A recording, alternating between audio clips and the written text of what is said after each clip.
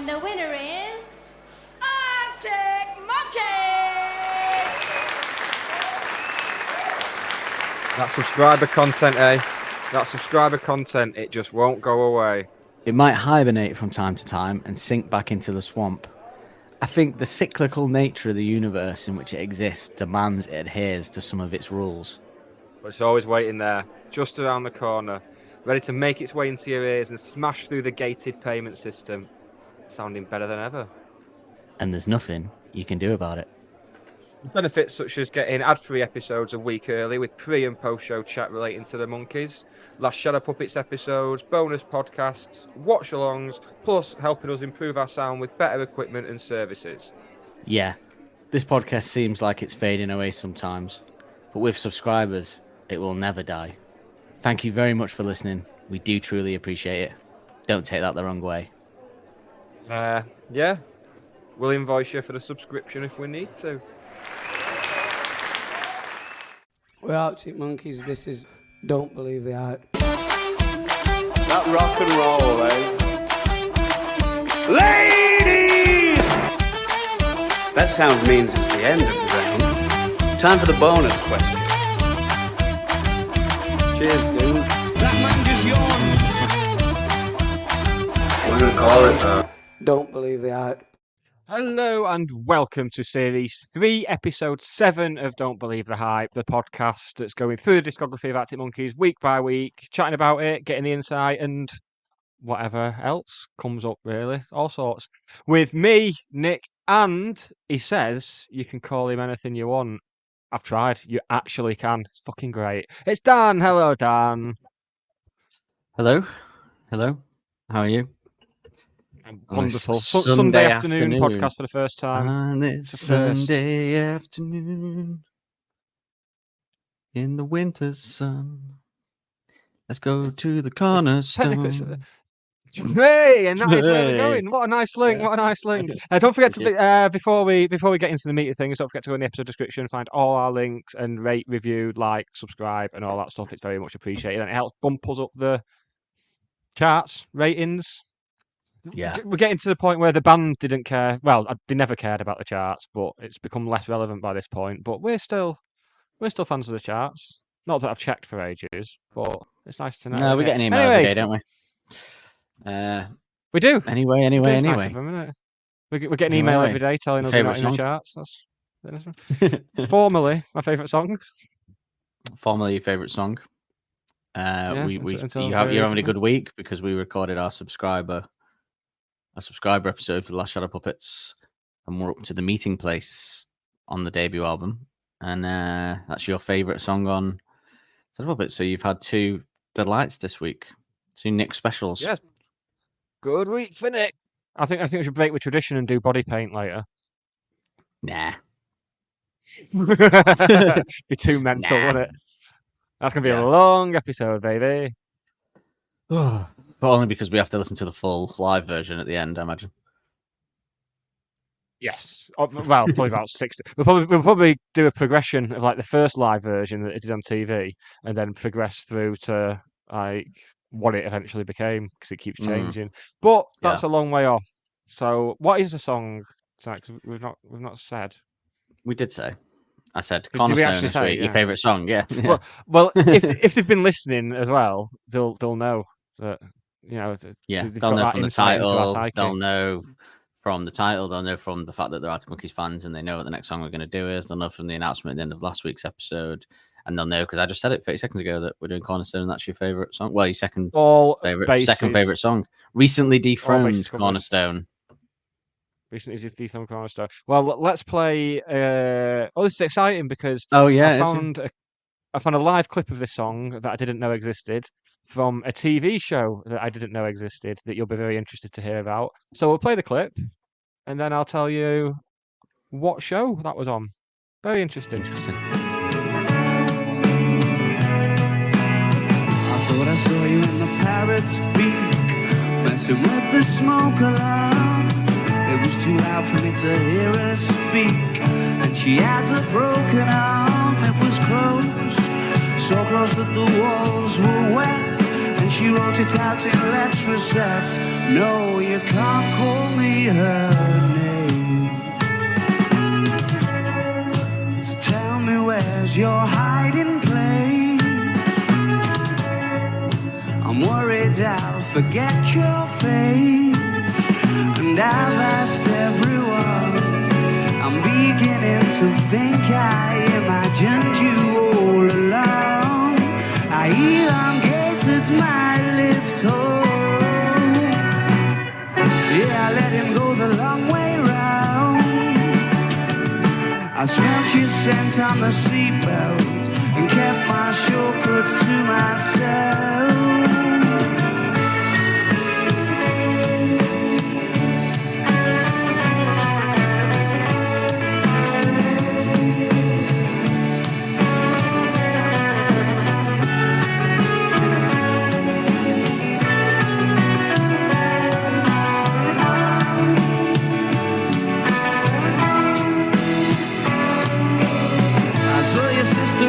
Cornerstone, on the phone to the middleman.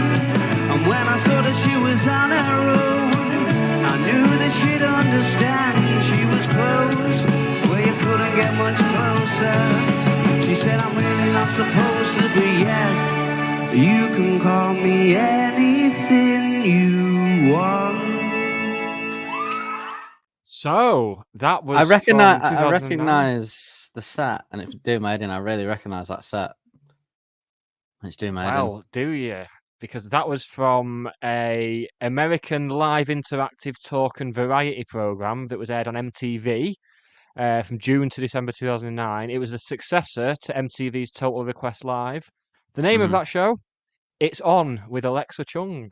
So she had her own show on MTV. A selection of some of the guests that she had on: Leslie Mann, Marlon Wayans, Channing Tatum, Adam Sandler, Justin Bieber, and Daniel Radcliffe. Some of the all great musicians. So some big names there. Every single one in their own right. All absolutely. To be fair, Channing Tatum doesn't look like he can read, let alone play music. You leave Channing Tatum alone. He's alright. Yeah, he just looks like he can't read. It's not his fault. Well, I've heard people say that about you before. I have to go, no. He can. He's more of an audio. You got all of my hate mail. He can technically read. But no, good. Playing it on the electric, not the acoustic for the live performance there, Alex. And what is Jamie wearing on that? It looks like he's just come in from the Arctic. Presumably filmed in New York. Yeah. Maybe chilly. And it's probably winter. Yep. Yeah. Although probably warm in the studio, I'd imagine. But still, I can't imagine having a hat like that on under studio lights. It'd be fucking insane. No, maybe. Yeah. Maybe it was heavily airconned. Been fishing. Maybe Alexa's like. Maybe. Benny, we don't have the aircon on. Yes, I mean, of all the voices you could have done for Alexa, I don't think you could have found one that would. Well, that's her real voice when she's not interviewing people. It's like she's on stage. She's all, I know. Well, please welcome Justin Bieber, and then she goes upstairs. She's like, I need to change my pants and get me a fag. That's what she's like. Fucking hate this Bieber wanker. That's what Alex was so shocked by in Secret Door. The difference in her when she's not with people. It's all coming together. Shall we have some information? Yeah, go on then. Why not? Information action ratio. Ain't that the place to go? Was it just Alex that moved to New York with Alexa, or did someone else move there as well? I think it was just Alex, wasn't it? Yeah. They all moved there. Yeah. No. They all moved to LA. When did Matt move? Was that Suck It and See time? And Matt might have moved around Humbug time to LA. I don't know. No, I think it was around Suck It and See that they all kind of moved. Well, definitely by AM they all lived in LA because I've heard them talk about how they used to all like go to the first time they all lived near the studio, like since the first album.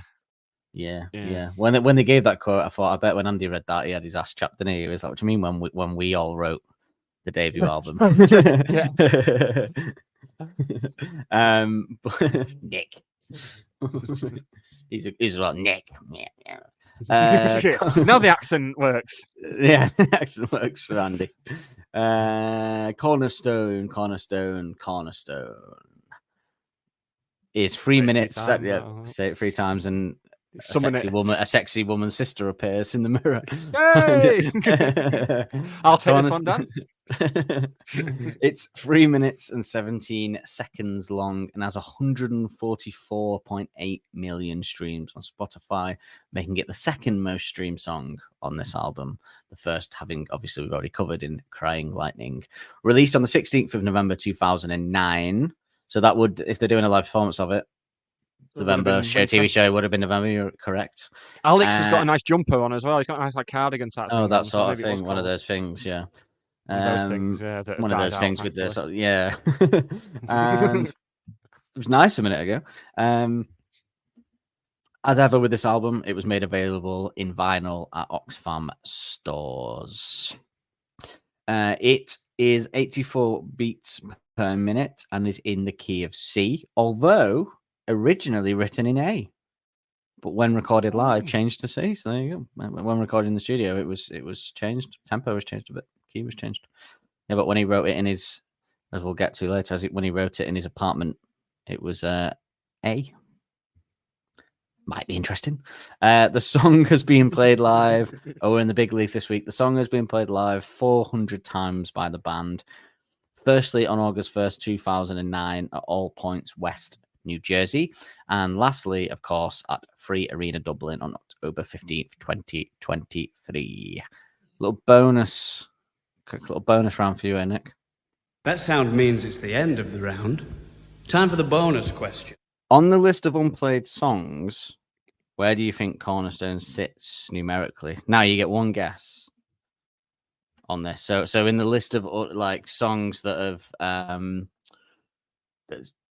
songs that are unplayed, songs that are played, songs I'm live. gonna say then, yeah, mental. Yeah. Where do you think it sits in the most played live? Do you know what I mean? So like let's just say, let's say number one's Dance Floor. It's probably not, but I'm just saying let's just say number one's Dance Floor. Where do you think Cornerstone sits in that list? Right, so Dance Floor from album 1, Dance Floor. That's the only one I'd say from album 1 personally, because other ones have dropped out quite a bit. Even View from the Afternoon has dropped out on occasion. Second album, Brian Storm, Teddy Picker, 505, the main three. I think it's going to be top 10, and I'm going to say 7th. You are incorrect, and way off the mark, because Cornerstone. Really? Yeah, fairly so, because Cornerstone sits at number 15th in the list of played songs live. One behind. So the two ahead of it, to put it into context, at number 14 and 13 have the same amount of plays, 19, Are You Mine and Dancing Shoes are both being played 419 times live by the band. Because what you got to remember is there's a lot of gigs before we even got them. So where Dancing Shoes made an appearance. So 15th, not in the top 10, Cornerstone. Why I brought it up? It surprised me too. Yeah. And there haven't been any covers or samples really much on this album compared to the first two, certainly. But this song was sampled by Dom Kennedy in the song Please, featuring Nipsey Hussle. A bit of information before we play it. Dominic Ross Hunn, born 1984, better known by his stage name Dom Kennedy, is an American rapper from Los Angeles. He's released 5 independent mixtapes. Most notably his 2010 critically acclaimed mixtape From the West Side with Love. So imagine maybe a man after Held His Own Heart. His first commercial studio on our album reviews, probably. And yeah, From West Side with Love, and then his first commercial studio album, From West Side with Love 2, was released in 2011. So probably someone that held his nose, I would imagine. And he decided to sample a very specific part of Cornerstone for his song the whole way through. So let's see what you think.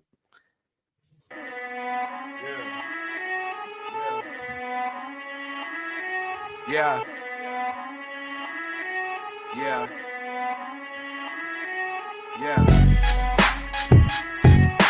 Oh, this is fly and dope. Yeah.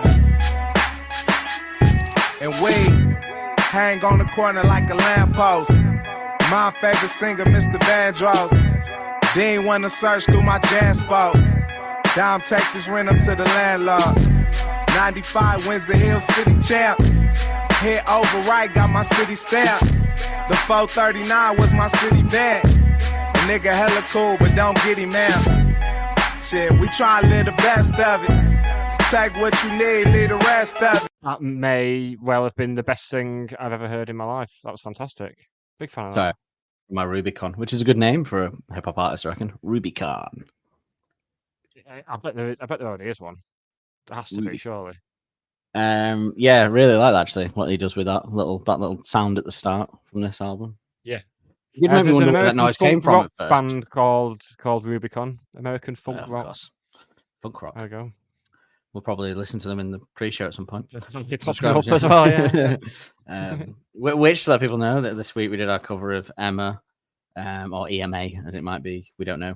Future Void, the Future Void Future's album. Void. Which, so listen to that to hear what we thought of that. But next week we're doing, or this week before next week's episode, we'll be listening Brass Construction 1975 funk disco album, which we're both very excited about. So yeah, become a subscriber to hear the pre-show chat where we do that, as well as look in the episodes episode description week early. Or listen to the trailer. The trailer at the top of the episode will have told you all you need to know about that sort of content.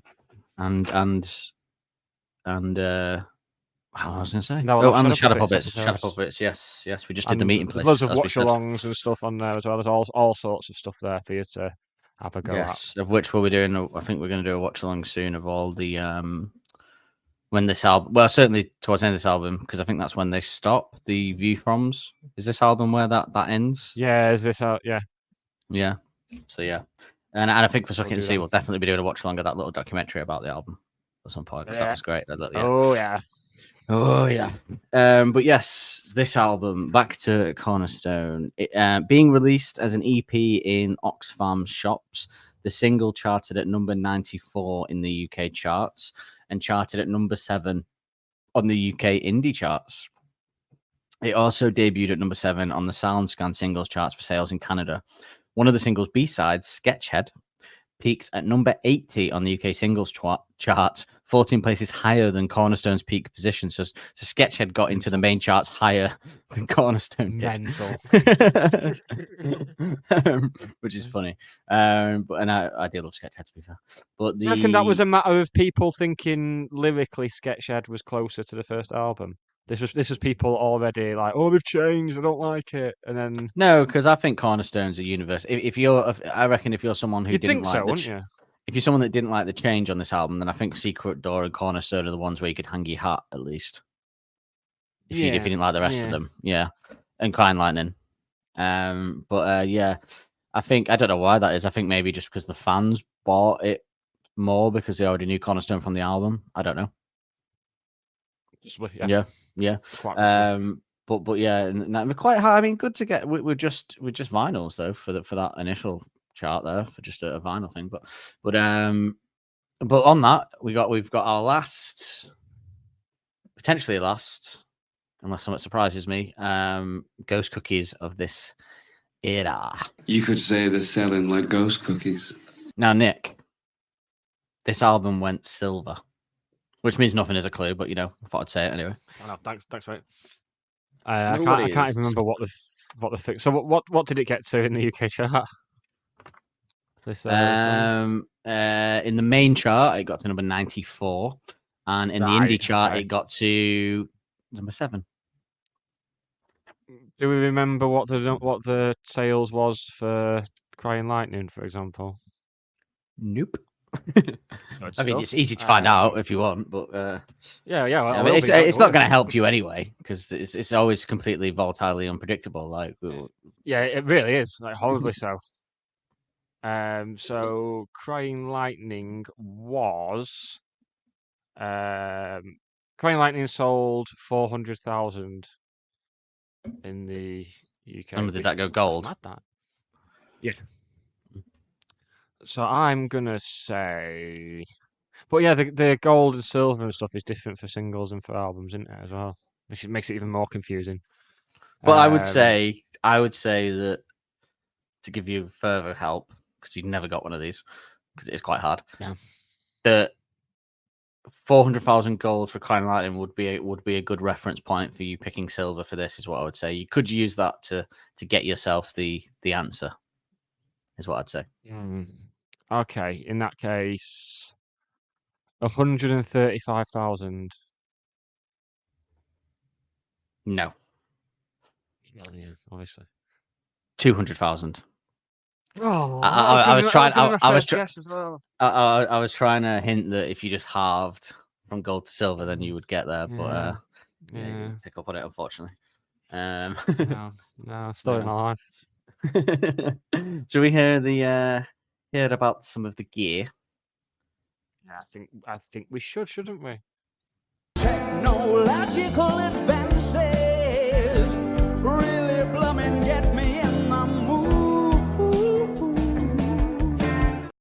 Yeah, you know, I'm so glad we started this section because, like, sometimes when you've got a busy day and we do the podcast and I'm a bit tired, or even today, you know, I'm a bit hungover from a wake on Friday, which, you know, yes, that is a very English thing for international people, that you would be hungover from a wake. But yeah, so a little bit tired Sunday afternoon. Hearing that clip always brings me back to a become of energy in life. But depending on who for this album is playing which bit, let's assume that Alex is doing the acoustic on the recording, shall we? He used a Gibson GA45 acoustic guitar. He will have been, because he wrote the song famously. So he's using that. Jamie, with his must be Jamie. They're definitely Jamie cut specials in this, so it must be Jamie doing the other bit. So Jamie is using a Gibson ES335 with a Bigsby vibrato, and the pedals he's using are a Deluxe Memory Man EHX Pulsar full tone OCD and a Zvex Super Duper 2-in-1. So there you go. And Mr. Nicholas Owen, the pedals this week. Nothing sexual, no. Oh, Super Duper 2-in-1. I'm sure there's something there. Sounds like the name of a condom, doesn't it? Deluxe is Super Duper 2-in-1. For everyone's pleasure. One would be for thrupples to share one condom. Nick uses Mr. I don't know why, I must have got my note wrong, because the correct thing here is Nick uses a Gretsch Broadcaster bass for this. I wrote Nick uses an O'Malley Gretsch Broadcaster bass, which I don't think was the original. Oh, he's got his own. He's got his own. Yeah, Gretsch Broadcaster bass for this one. So there you go. Not a Rickenbacker, as we're usually referring to. You're mixing it up. Do you want some? Reviews?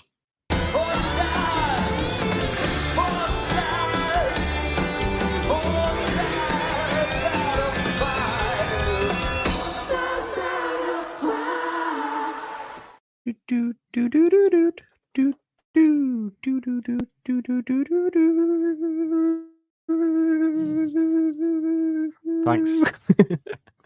Thanks. There you go. Probably didn't pick up any of that up on the mic. But Pitchfork said of this one, as Turner rattles off real or imagined watering holes, his backings organ swaying nostalgia recalls another record named after a meeting place, Richard Hawley's Cole's Corner, which coincidentally lost the 2006 Mercury Prize to the first Arctic LP. Someone called 999 Richard Hawley has been robbed. Turner's rich wordplay brings his fancifully poignant subject matter to life, but it's far from clear how seriously to take all this. No less so after watching the Richard Ayoade directed video, which adds Morrissey-like gesticulations to the recording's resonantly mozzie phrasing, but does little to resolve the song's central ambiguities. Guardian put this at number 7 in the 20th Great Arctic Monkeys songs and said, a strong candidate for the title of the most straightforwardly lovely song Arctic Monkeys have ever released.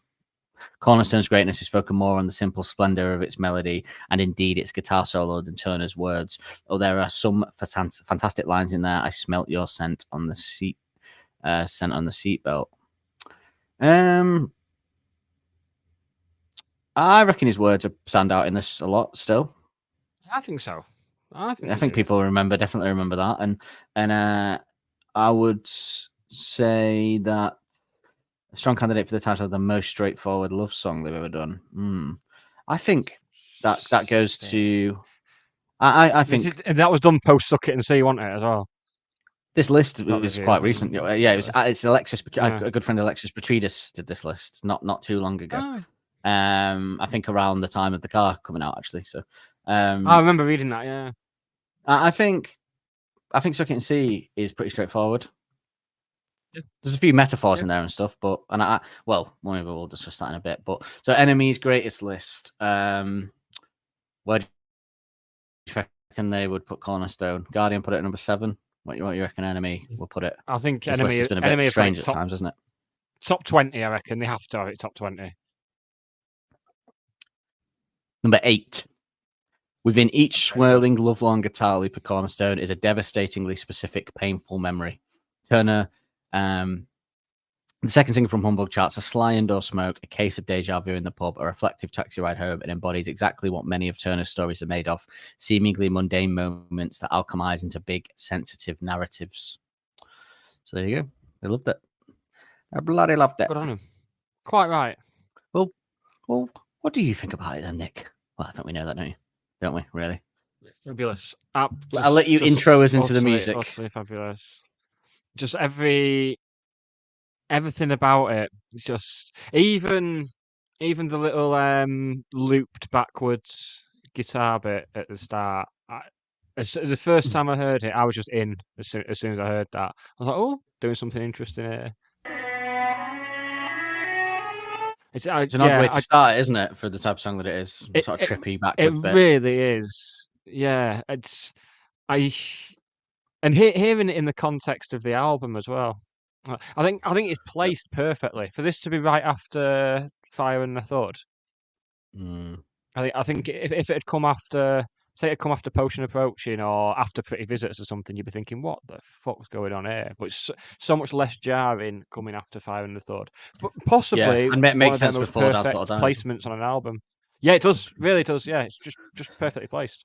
They always do that, though. I always think like Only Ones Who Know is a good placement after Fluorescent Adolescent and before This House is Circus. And it's this is a great placement. They always put the melancholic one in. Got Mardy Bums in a good place on the first album. Yeah, they are very good at that. Or is it James Ford? Not the first one, obviously, but the rest. That's one of the questions I'd love to know the answer to by the time we've wrapped all these pods up. I'm hoping it comes up at some point where we discuss the track listing process. I reckon it's a very simple answer of all of the above. Collaborative effort. Yeah. Well, I wonder how long it takes. Maybe Alex lost privileges after the bad thing, though, of commenting. You fucked that one up, Alex. You're not saying it ever again. The intro to this song, I kind of ruined it because when I was like, whenever it was out, or it's not long after when I was like 18, 19 or whatever, I made this song my alarm clock, which is always a grave mistake to do with any song. Oh, yeah. So now, for a very long time, I'm finally over it, but for a very long time after that, whenever I'd hear that, I'd get that shudder of a memory of having to wake. Oh, God, it's horrible, that. Yeah, so never. That's why no one should never have songs as their alarm clock, because you just ruin it, because you'll always remember the dread of hearing it when you wake up. I used to have "You Really Got Me" by the Kinks as my alarm for about a year. And I need something loud. Melancholic. Yeah, I have to have something loud to actually wake me up. Right. But yeah, the acoustic melody is gorgeous in this one, isn't it?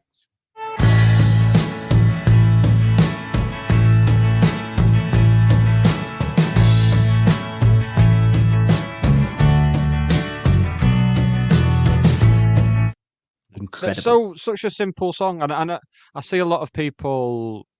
I follow a lot of pages where people are learning to play guitar from playing songs by bands like. And it used to be Oasis with a go-to band when you're learning guitar, but I think Arctic Monkeys have kind of taken over that now, and this is one of the ones that people tend to start with.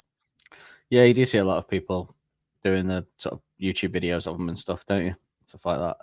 A lot. When I'm looking around for the gear information, I see a hell of a lot of YouTube videos of people sort of playing them and stuff like that. Young fellas and lasses, young bucks. Yeah, incredible. Every chord change pierces your heart in this one. I think it's so good.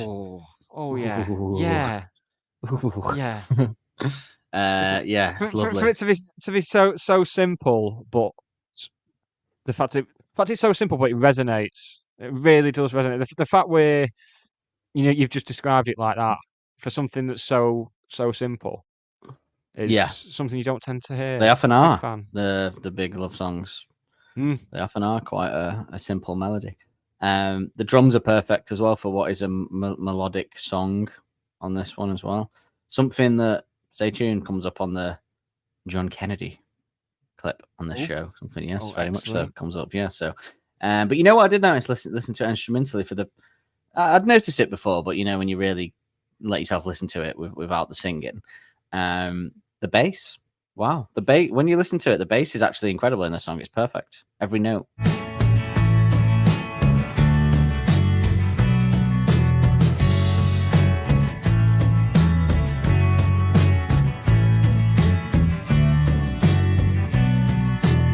So during lockdown, this is one of the songs when I got a bass just before lockdown. This was one of the songs I was trying to learn early on, and it was only then that I noticed just how cool the bass line is. Really, really cool. It's great, isn't it? It's almost like one of the funky bass lines that Nick's almost become known for, but slowed right down. It's so cool. I would actually say it's a good precursor to the melodies of Suck It and See, because the bass and the drums are so vital to what makes Suck It and See work, even though it's melodic songs. The bass, in a very sort of Smiths, Pixies way, the bass and the drums do a lot to make those songs great. And even though they're kind of it'd be very easy to just have a song like this be like quite weak drums and a bit of like bass that's just kind of doing the odd note or something like that, like you hear a lot of. But to have like the great bass and drums is what separates Arctic Monkeys melodic songs from other bands, I would say. Absolutely. Yeah, absolutely. They don't just switch off and go, this is Alex acoustic slow one. We'll just phone this one in. No, it's all go. It's all go. I got a question for you, Nick. Go on, hit me. We've hinted at it a few times, but we never actually said, even to each other, when we've both said that there's a song on this album which is the peak of the Jamie Cook special. We both never said what song we're talking about when we've had that. We knew this was it. Yes, this is it, right? This is the song that's the peak of the Jamie Cook special. This is it all. If I was to be getting someone into Arctic Monkeys for the first time, and I mentioned, because the way I'd probably do it is I'd mention some of the hallmarks that we've brought up on the podcast and stuff. And one of the things I'd bring up would be the Jamie Cook special. And say, what do you mean by Jamie Cook specials? I'd play them this song. That is it. Mm. Yeah, this is like, there's not just even like little jangly bits. It's just like carrying a lot of the song. Really as does well carry it. Yeah, really great. This is his best work from a melodic sense so far, probably.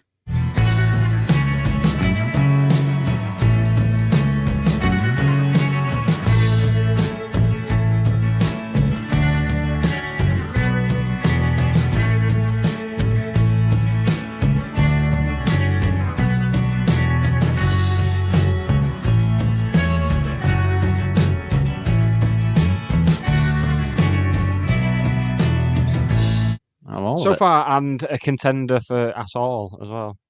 Yeah, I mean, I like Mardy Bum, but I think this is better melodically, like Jamie Cook wise, or generally, I suppose. Little couple of transition drums before the chorus on this as well. Helders does a little bit of Helders magic, little sprinkly dust like he does just for you. Like he doesn't just go into a chorus; he does a little summit on there.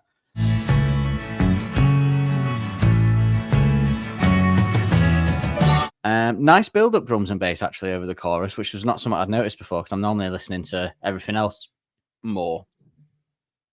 It was like a kind of nice sort of, and the bass doing that as well together, like in the background. But again, for the chorus though, Mr. Jamie Cook, take a bow. Magnificent, Mr. Cook.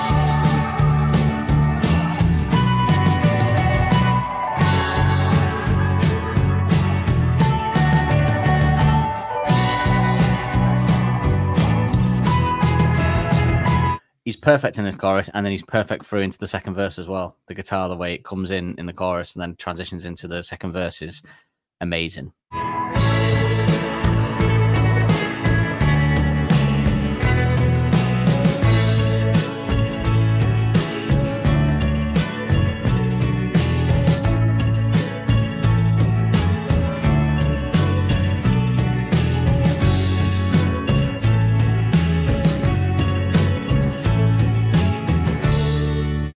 because again, the acoustic's just doing pretty much, you know, what it's doing the whole way through, but it's the extra stuff that's going crazy.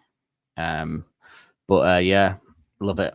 I mean, it does make the song, right? You take this Jamie Cook guitar out of the song, and you've got an okay song. Do you think? I think so. Yeah. I think this is the most that his work has elevated a song.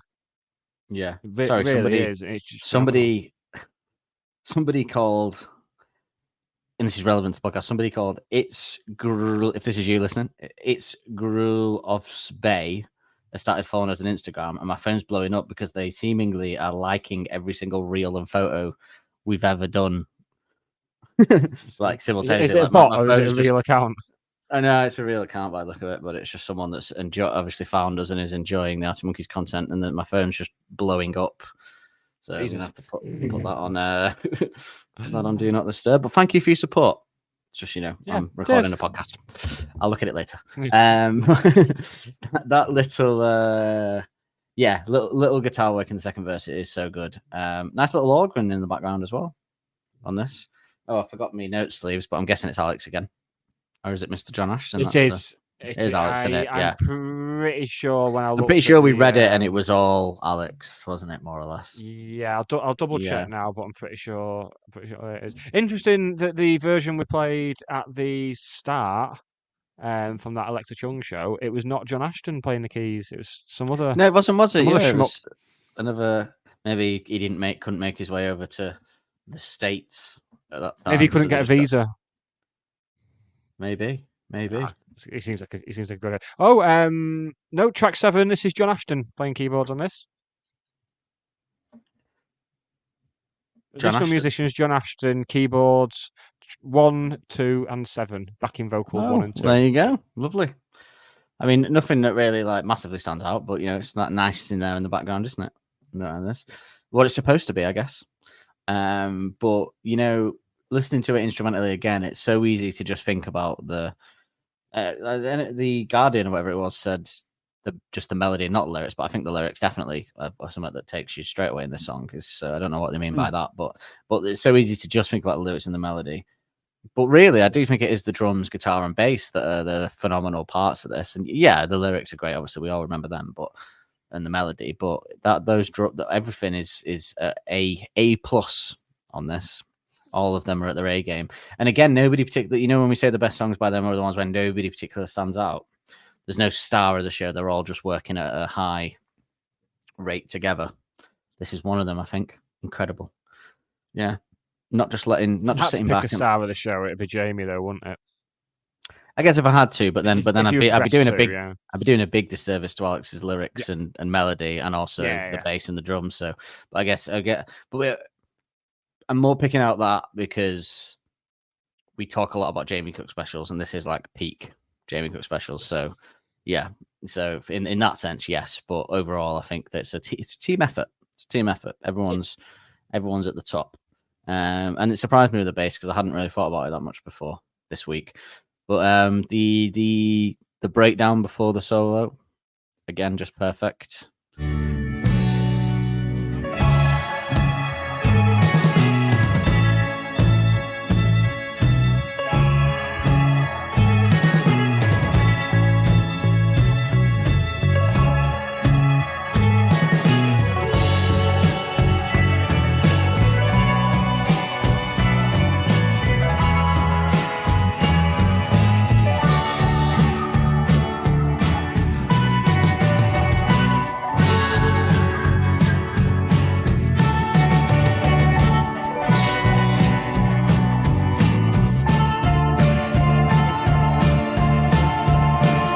Perfect. Everyone's great. The Jamie Cook work is fantastic.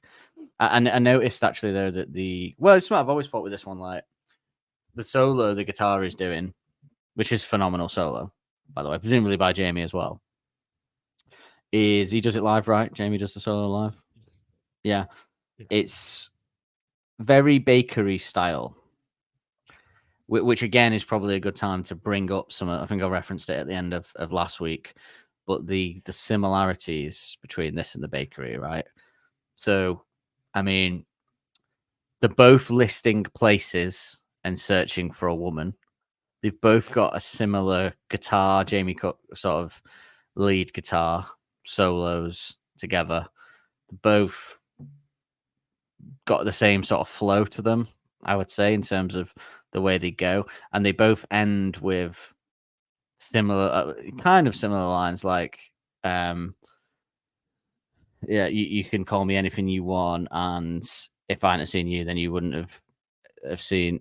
You probably wouldn't have. If I'd have seen you, you probably wouldn't have seen me. Both kind of these kind of sign-off lines that have the same ring to them. I've always thought of this as the sort of the adult version of the Bakery. That's the teenage. Bakery is the Bakery is the teenage version of it, and then this is the. And I think you could even go as far to say that you got Bakery, Cornerstone, some of the songs of Suck It and See, maybe Suck It and See itself.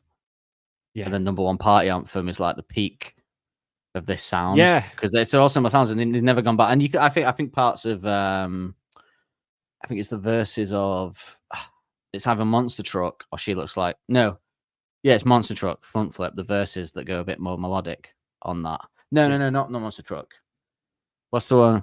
Wearing Stetson hats. Yeah, Monster Truck. They remind me of this sound as well. What I would also call the submarine sound as well for this. Like that's all kind of that peak. In fact, there's a bit of submarineness in the breakdown. I think a little bit or something like that. There's a bit of a the lead guitar does a bit of a submarine. It's very sound. Submarine, I love it. The solo is just sublime, right? It's perfect, absolute class. Yeah. And that solo it's one of the few Jamie Cook solos that he's through with the live versions. He's constantly been his job. There's others where they've mixed and matched who's played. Like Mardy Bum is one, for example, where sometimes Alex has played the solo and stuff. But this is very much Jamie Cook's still to this day. Yeah, I mean it's a Jamie Cook special in full form, isn't it? This is like little jangly Jamie Cook special. This solo is. It's not a Jamie Cook special. It's a fucking Jamie Cook special.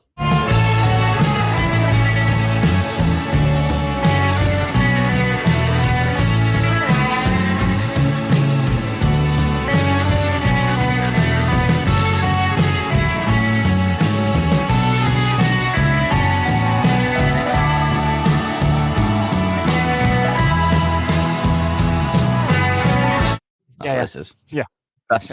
This is like underlined, serious Jamie Cook special time. Yeah. Perfect. Then after the solo, obviously we got the kind of outro, drums and bass in the outro as well. Great again. Yeah. Great. Get into the song.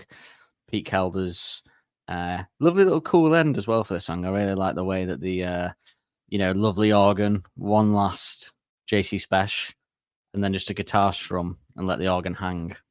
Perfect way to end it. Perfect. Yeah. Perfect. Yeah.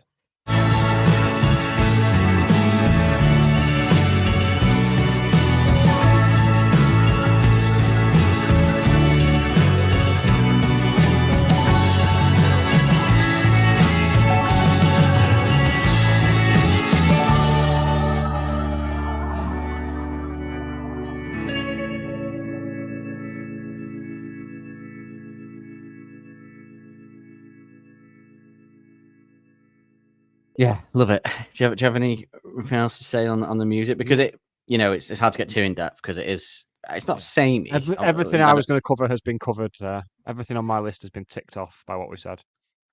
Well, speaking of covers, then, shall we do our covers band?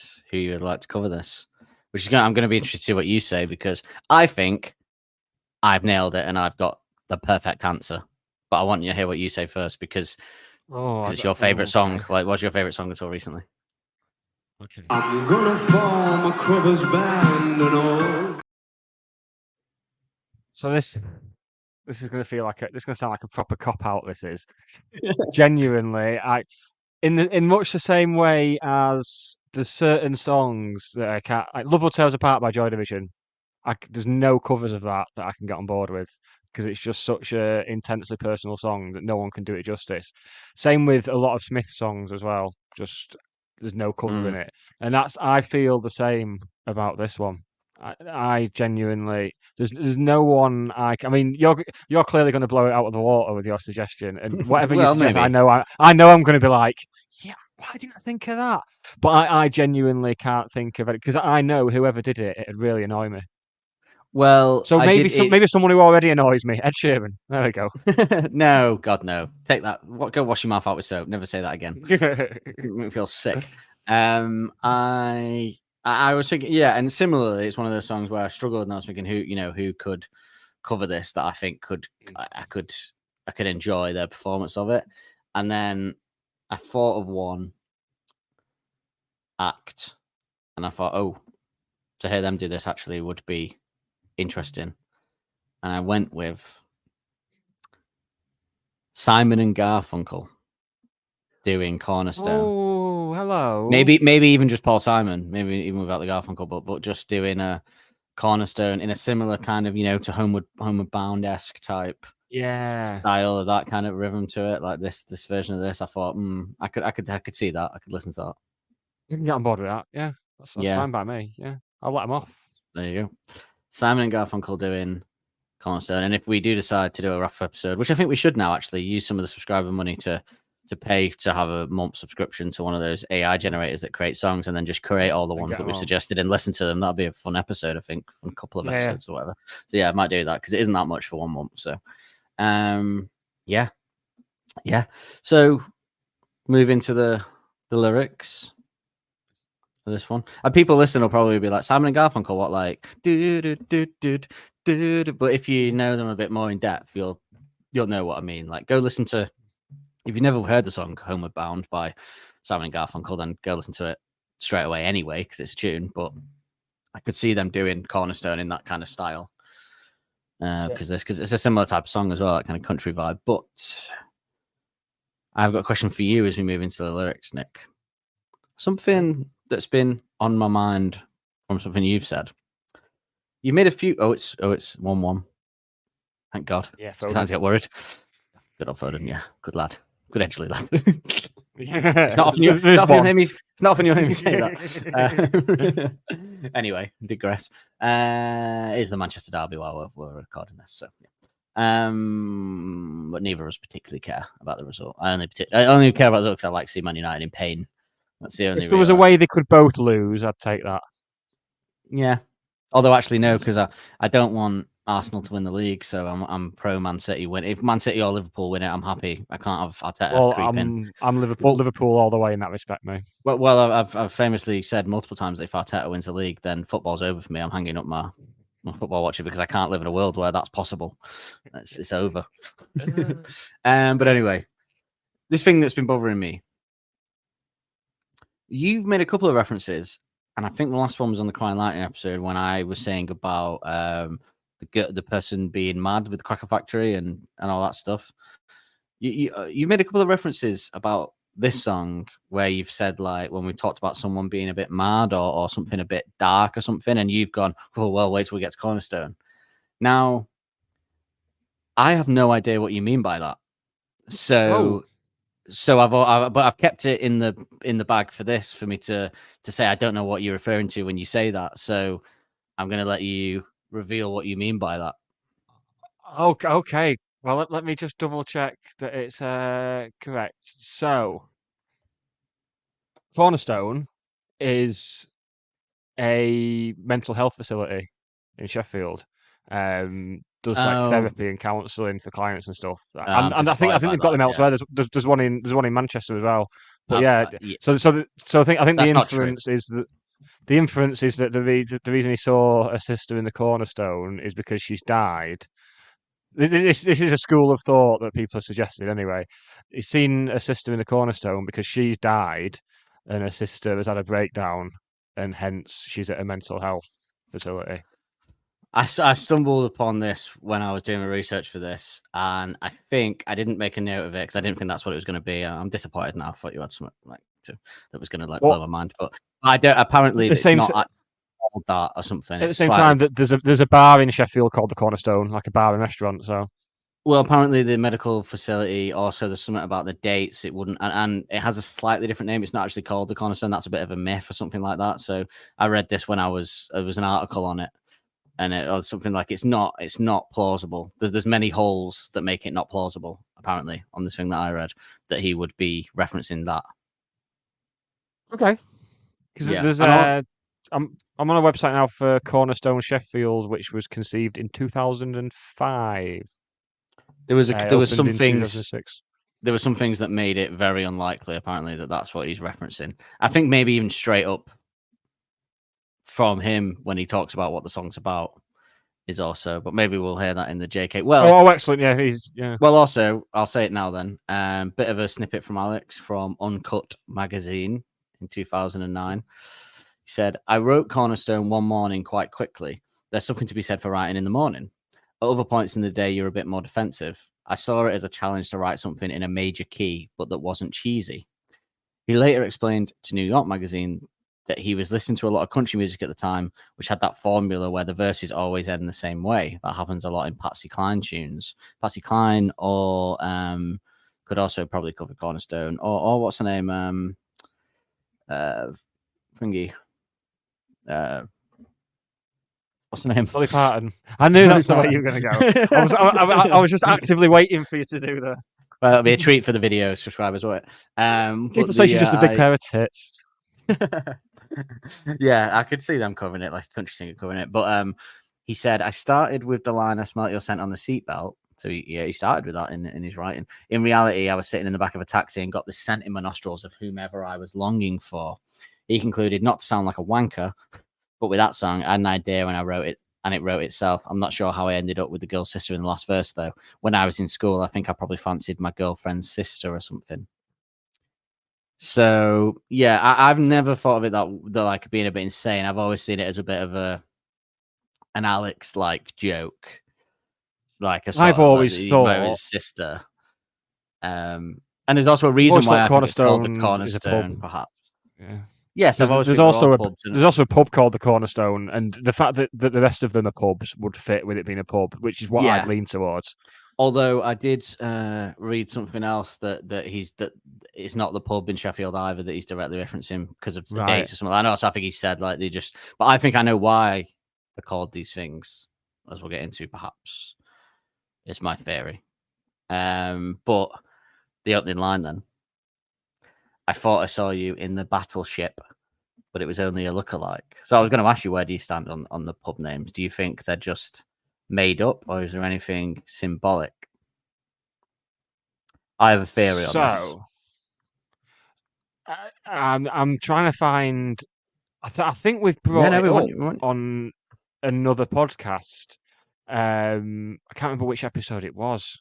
But the Parrot's Beak and Rusty Hook, I believe, were bars in a pub that they used to go in with the Reverend.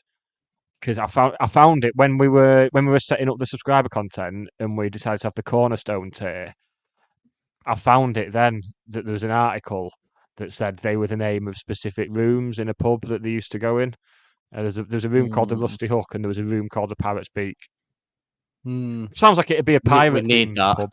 Well, I think they're all made up personally, and I've always thought they're pirate references because every pub is a pirate reference, near enough. And Cornerstone could be too, as I'll say in a bit. But I've always thought he made that up, and the point was because pirates hunt for hidden treasure, and what he's doing in this song is hunting for a hidden treasure, the girl that he loves. He's going from place to place hunting something, which is what pirates do. They go from place to place hunting for treasure. That's what I've always thought he was trying to do with the pub names, is because the character is very much a pirate in this song, going from place to place, looking for for his love. I've always thought, rather than any kind of real places that he's using, because it's not always like, it's not like him to really like reference places. And when he's talking about the song, it doesn't feel like he's kind of talking about a particular it's like he was trying to write a good love song, and that's why he's a bit like, I don't want to sound like a wanker because he's being a bit defensive about the fact that he tried to straight up write a love song. But Yeah, and that's why he says he wrote it in the morning, because he wanted to write a song that was a love song where he wasn't defensive and it's in the major key. And yeah, that's always been my take, that it's more a kind of symbolic thing than any real kind of places. And there might be places called that, but I still don't believe it. Hey Dan, do you like listening to popular songs with questionable lyrics? You know I bloody do. And Nick, do you like drinking copious amounts of alcohol? Nah, do I ever? Actually a worry. Well, if you're the same as us, then come listen to a weekly podcast, Liquor and Lyrics, where we take apart popular music's worst songwriting whilst drinking our favourite drinks, which kind of stay in theme with the song. From Gin and Tonic to Grease Lightning. Cosmopolitans with Chaz and Dave. Blue Lagoons with Busted. Sex on the Beach with Sex on Fire. Shirley Temples with Shaggy. And even a shandy with Sharon. Dropping on Tuesday the 19th of September and every Tuesday after on your favourite podcast platform. So what I found in terms of those places having actual names, speaking about the song in an interview with the Music Minded blog back in 2009, Turner explained that one of his friends grew up in a bar and asked the owners if he could name it the Rusty Hook. Meanwhile, the Frog and Parrot is a legendary Sheffield watering hole, so beloved by the band that it featured in the sleeve artwork for Whatever People Say, That's What I'm Not. The Frog and Parrot? Frog and Parrot, and one of the rooms in the Frog and Parrot, the upstairs bit where bands play, is called the Parrot's Beak, and added to that, Wait, so he suggested that pub should be called the Rusty Hook. There wasn't actually a place called that. He suggested that they call it that. So his mate lived above the pub, and he suggested they call it the Rusty Hook. And then the final bit is there was an interview with the manager of the Frog and Parrot pub, because they played there when they were starting out. There was one gig with Chris McClure's band where Chris McClure was smoking directly underneath the smoke alarm and set it off. So they've attempted to claim that that's where that's come. But it's all open to interpretation more than anyone coming directly out and saying it. I'm all for the pirate theory. I think it fits. I think it's a case of, okay, his friend suggested the Rusty Hook. It's not a place, and he's probably thought that's funny. That's something that that's funny. Yeah, funny phrase that you have. Yeah, and there's a place called Frog and Parrot, and Chris McClure set up Smoker. In the same way that if you write anything, you take from real events. But I would also suggest that then he's probably made the connection that they're both pirate sounding names, and then so he's decided to name all the pubs after pirate things. And yeah, it's more informed, I would say, the song than it is direct references, if that makes sense. Like you do. He's also mentioned on several occasions in interviews that he'd hear something, he'd hear a phrase or a couple of words paired together and write it down in the hope he'd eventually use it. So I think it completely fits. He's just had them knocking around in the back of his head, basically. Yeah, in the same way that I'm sure when he references Shangri-La in Suck It and See, that's a personal connection to something. You know what I mean? Yeah. Yeah. So it's just more the way you take from real events to create a story, I suppose, because this is one of his more songs with a story, isn't it? It completely fits how he operates. So yeah. And this is probably one of the rare times that he's talked about specifically sitting down to write a song in a certain style. He rarely does that. You rarely hear him say, "Oh, I wrote a song trying to do this or trying to do that or whatever." It's more, So this is one of the rare times he said, "Oh, I like that country thing where you repeat the end of the verse and you try and do that." So he specifically sat down and wrote a country song, basically, is what he tended to do. And the band very well took it, and it became, I'd say, it is country-esque, but it doesn't fall completely under the category of country because of the rest of the band's contributions, probably. Yeah, absolutely.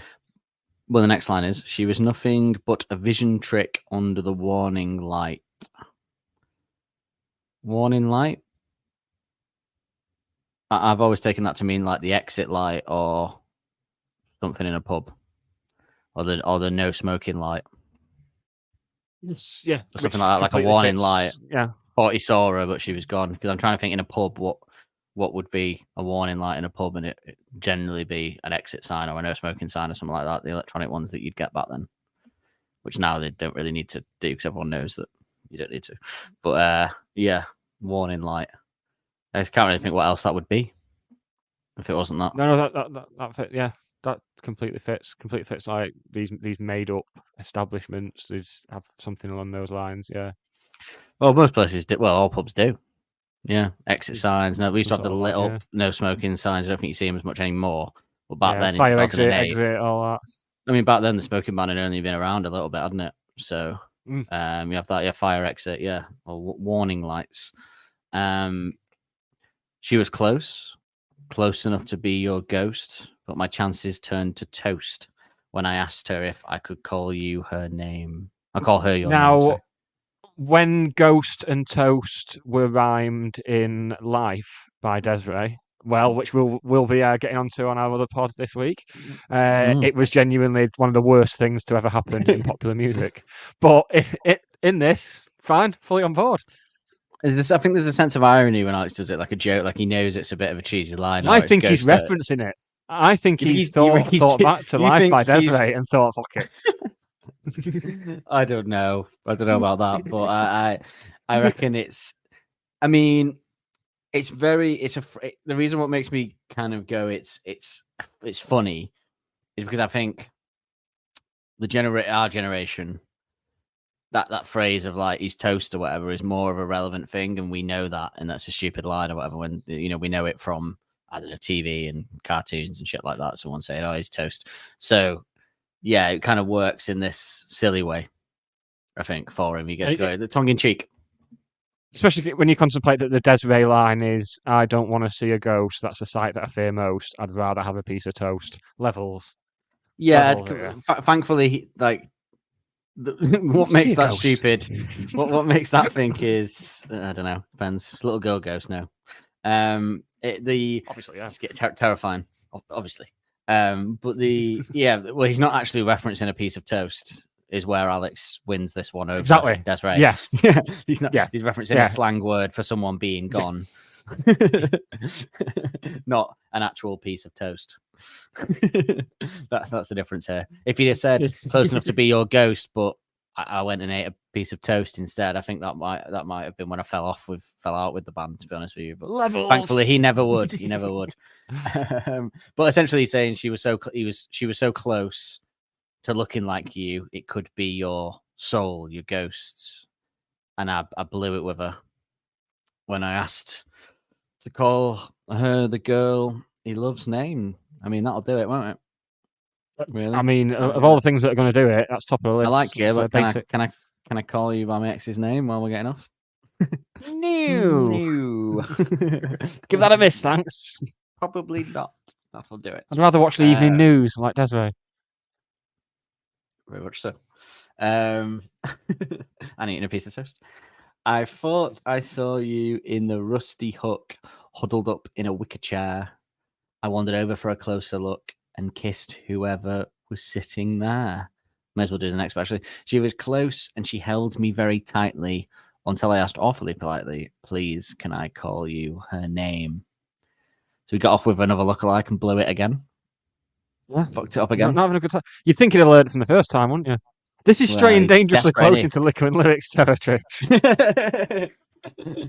Yeah, he's getting away with it. No, because it's the difference is that there's no seriousness to this in a way. No, like, absolutely, yeah. It's all done with a sense of comedic, tongue-in-cheek irony. I think. Yeah. Some of the stuff. Yeah. Also, there's something sweet about it as well. It's a very. I always actually, we'll get to that. I'll hold that thought because I also wondered your thoughts on the song from another point of view because of your references to somebody being insane, perhaps. I wondered what your thought about something was, but we may get to that. Whenever, just to make it clear for the listeners, when I referenced previously the whole insanity side of it, it was just based on that being a reasonably common theory about the song that I've not been able to escape. I'm very much of the made up pubs thing. There was something that I can't remember what it was, but there was something that heavily makes that not the case. I can't remember what I saw it on. Let's have a look, but it might have been Genius, or something like that. So there was something that disputed it quite well. I think I've seen the same thing. I've seen something along those lines as well. Plus, I also don't. I think to think that he's saying that the woman is is in some kind of mental health institute. The sister is a bit. It doesn't feel like something Alex would do. I mean, it feels like. I mean, I think the core concept of the song is actually very sweet. The idea that you love someone so much that you go in looking for them, and yeah, I think that's the message. Right, yeah, I don't think there's any kind of. It's like I don't think in Cracker Factory, even though he's referencing a mental health, I don't think he's saying that the person is actually clinically insane. I think he's saying that she may as well be, in the way that you might go, that girl's nuts, she's insane, she's crackers, man. I mean, that's what he's doing. Yeah, not that she's actually got a actual mental illness. Diagnosed. The big difference between the two things. I think that's more where it falls rather than that. But I do love the awfully politely in this. I love that. So that's awfully great politely. Line, yeah. Great awfully line. Politely. Okay, so I elongated my lift home. I let him go the long way round. I smelt your scent on the seatbelt and kept my shortcuts to myself. So he lets his lift home take a long way so we could enjoy smelling her scent. As he said in the interview there, that he was in a car himself and he smelt someone's perfume or scent or something, and it reminded them of them. What's he smelling the scent on, Dan? A seatbelt. Where do you tend to find a seatbelt? In a car. Ooh, yeah, I was.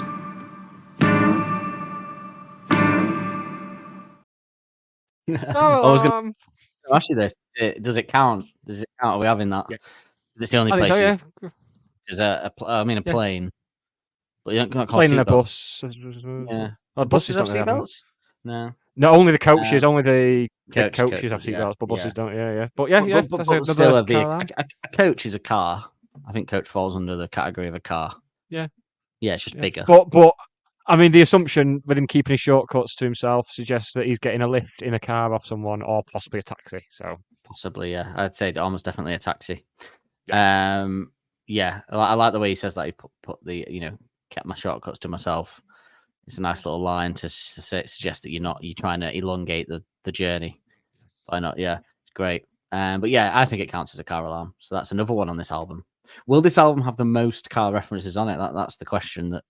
Because it seems like there's a lot. But we shall see. What I'm going to do before this series is up, I'm going to tot up how many we've had on each album. We'll make a list and a little graphic as well.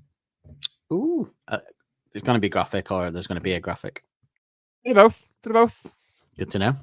There'll be a graphic of me being graphic over a car bonnet, like the woman in the Black Treacle video who's there for no reason whatsoever. I was just sick in my mouth. Okay.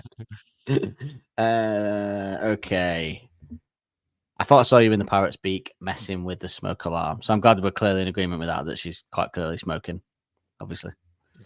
Yeah. Smoking indoors.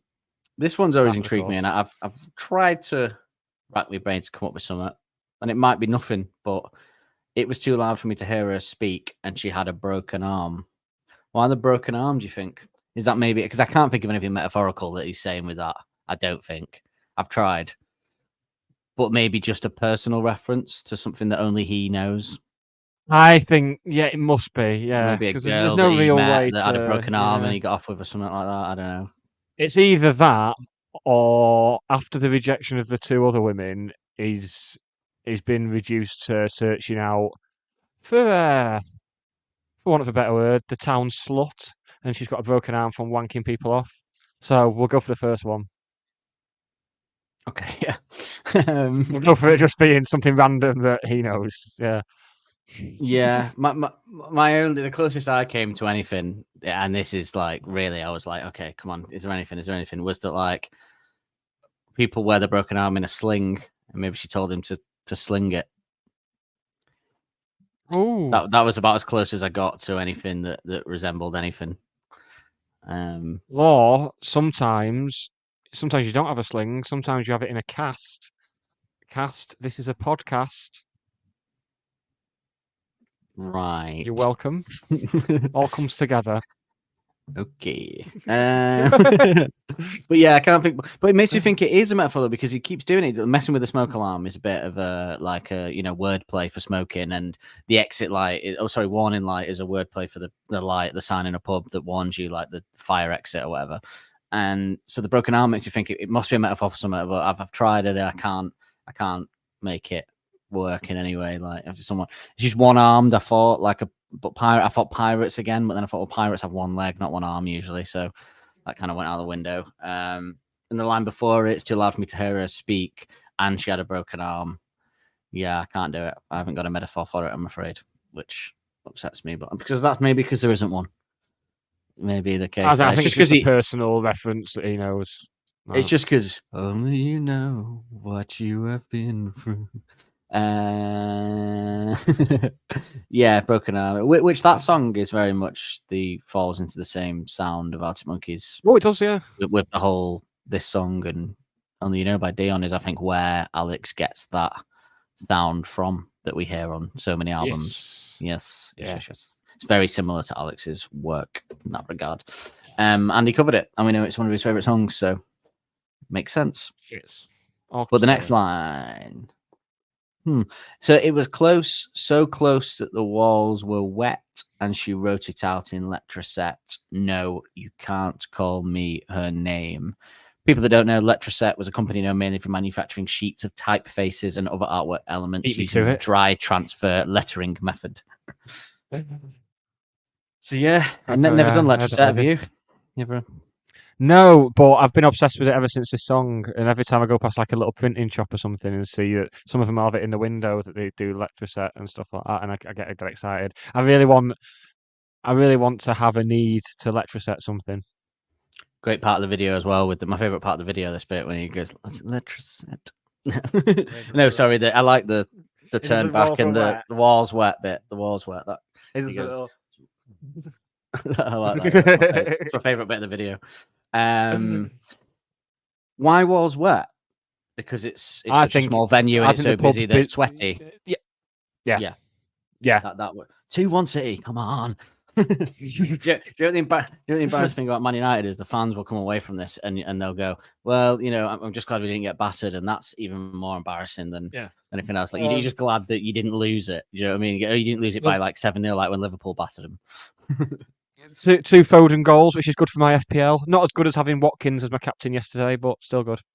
I think you find that derbies are rarely batterings because most of the time it's different, innit? It's you never get like well, I don't want to say it because we've got one coming up, so I'm not even going to say the words. I'm not going to jinx it, but you just don't tend to get like proper battered at them. There's always like a draw or a 1 goal difference or something like that. And unless you count Liverpool United as a derby, and then they got battered 7-0. So I don't know. But anyway, we digress. And then you had the one where City won 6-1 at Old Trafford back in the day, but it's very rare. It doesn't happen a lot, does it? Yeah. Foden's on fire at the minute, isn't he? But yes, because it's small and sweaty would be why I would say it was where it's busy. And I thought you're still talking about Phil Foden there. Well, he probably is. He is small and he's probably sweaty right now, 80 minutes in. So yeah, I won't surprise me. Oh, that's celebrating. I hope he gets a hat trick actually. Then he can officially be like one of the figures that United fans hate the most. I mean, he's like the bet. He's like the version. He's the Rashford that United fans want Rashford to be, isn't he? From the academy, talisman pulls out. Always like on it. So yeah. That was a good. Yeah, I could do a football podcast, mate. Tell me where's your hiding place. I'm worried I'll forget your face. I've asked everyone. I'm beginning to think I imagined you all along. It's lovely, isn't it? Yeah. I like the B. You know what I like as well? The beginning. He says, I'm beginning rather than beginning, which is how you would say. He says, I'm beginning. I think I imagine you all. So yeah, very northern way of saying it, I guess. Beginning, isn't it? Classic Alex with the imagined bit. That's a peak Alex line. I'm beginning to think I imagined you all along. Again, a bit similar to the bakery kind of stuff. I'd say, classic stuff. Classic Alex. Beautiful line. Okay, here's one for you, and this is one of my main reasons for also not believing that it's a mental health facility. I think it wouldn't make sense. Thing as you. It wouldn't make sense this bit with it. So I saw your sister in the Cornerstone on the phone to the middleman, drug dealer, right? Yes, drug dealer for me. That is middleman. The middleman, drug dealer. So what would that be? Unless that's a rehab clinic, and you could maybe tenuously say that. But why would she be in a rehab clinic on the phone to a drug dealer? Famously, that isn't the place. The next line clears it up as well. The next line clears up that it is pubs for me. Well, before we get to that, the way, so there may be people thinking that I said this is a pirate reference, and no, I never understood the reason. One of the reasons I didn't like the mental health thing was because there's a facility, blah blah blah. Well, is he aware of that? We don't even know. Do I know every place in Manchester, name of places, just because it's there? No. So again, big place, Sheffield. Like, would he know these places? Like, definitely. I don't know all the places in Manchester that are called things. Do you know what I mean? I only knew there was a Cornerstone in Manchester because I used to live around the corner from it in Moss Side. That's the only reason I didn't know that. Knew it in the first place. So yeah, you've just told me that now. Cheap as it Asda. Oh, what, near the Hugh Mazda? Yeah. Good Asda. Yeah, just on the road up there. Uh, don't remind me, mate. Don't remind me. Whoa, I missed that place. Yeah, shame about my side, but Cornerstone meaning. So what I don't get is Cornerstone means that somebody's turned a corner, right? Like when you say that's the like that's what that isn't. Don't they say that's a cornerstone moment? Isn't that a thing? No. As far as I understand, there's a similar word. Cornerstone is normally so, like, for example, like a cornerstone of a successful football team is a strong defense or whatever. That sort of thing. It's like, but that's the thing that makes them a success. It's a moment. It's a thing that makes them the secret sauce, the ingredient, the cornerstone. So something you need to be successful. Yeah. Successful. That's what I'm trying to get at. And in this song, the pub where he finds someone that will let him call her name is the Cornerstone. So that's the pub where it comes together. So that's what I always thought the point was. But on the pirate theme as well, they tend to find treasure under stones, buried under them. Just saying, he finds the treasure in the Cornerstone, doesn't he? That's where he finds the treasure. So. Just saying. That's what I think it is. I think it's just. I think maybe. I reckon he thought, I want to do this, and then he thought, oh, remember that was called my mate. What it's called out, the Rusty Hook. That's funny. And then I remember there was that other one, Pirate's Beak or whatever. And then he thought, right, I'm going to stick to the pirate theme, and also this person. I think it just kind of came together like that. And yeah, he finds the treasure here. He finds the treasure. But as you said, the next line. When I saw that she was on her own, I thought she might understand. She was close. Well, you couldn't get much. Oh, I love that bit of the song. Well, you couldn't get much closer. It's one of my favorite bits. Well, you couldn't get much closer. She said, I'm really not supposed to, but yes, you can call me anything you want. Yeah. Yeah. When he saw that what about that? Well, you'd be on your own in a pub. That's the thing. You wouldn't be on your own in a mental health facility. That's what's always clinched it for me. Yeah. Well, everyone is like in their own room, but yeah. Also, the rest of the song is, I think it's just people trying to put real places for their own satisfaction. But I mean, why would all the song be about him going to pubs and then ending up in a mental health facility where the woman is? Like, there's no narrative sense to that. Like, why would I even see Radio X posting it? Radio X keep posting his clickbait things like why Cornerstone is Arctic Monkey. Yeah, and every time I see it, I'm just like, oh, for God's sake! Haven't you got Kasabian and Muse to play twice an hour? They love finding doing little clickbait posts about Arctic Monkey, don't they? But I did enjoy last week the that band the Lathams from Wigan and Radio X. Is it Lathams? I thought it was the Lathams. I'm probably wrong. I don't know, but the LATHUMS one, that one. Yeah. I've heard it pronounced both, but Radio X posted a thing like, "Oh, they've announced a big tour, blah blah blah. We've done our rundown of their best 10 songs," and then loads of people commenting, going, "Well, you never fucking play them. you play like Muse, Kasabian, Cortinas, and Oasis like every hour." They do play a lot of Arctic Monkeys, to be fair, but it's AM. Yeah. Favorite Worst Nightmare AM and earlier, I think. Yeah, AM Favorite Worst Nightmare exclusively is the albums that they play. On the tracks. And Dance Floor from whatever people say I am as well. Yeah, goes without saying. Obviously. But I got a question for you here on this one. So a lot of people, this is a love song, right? We would say this is a lot of the articles you see and all that is straightforward love song. This is one of Alex's biggest love songs.